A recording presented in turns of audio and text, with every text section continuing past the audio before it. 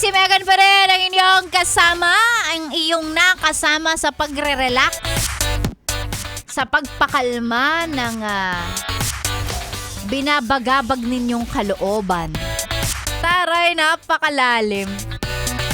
O, dapat nagpa-practice tayo na dapat nagiging matatas din tayo sa paggamit ng wikang Filipino. Lalong-lalo pa ang buwan ng Agosto ay buwan ng wika.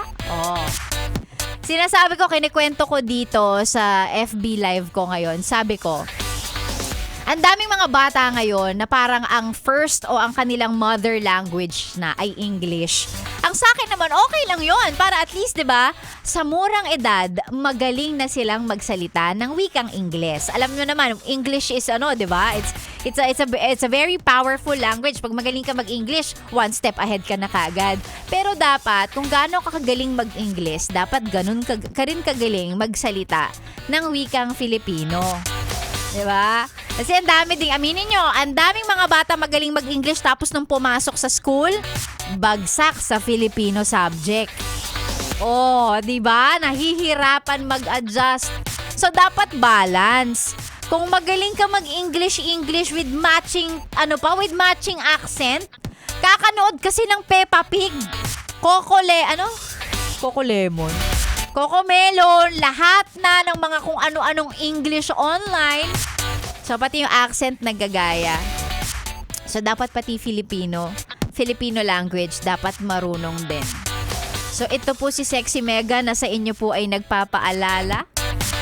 Maligayang buwan ng wika sa ating mga kababayan. Inaasar ako ni Yo, pa-order po ng isang ice Coco Lemon.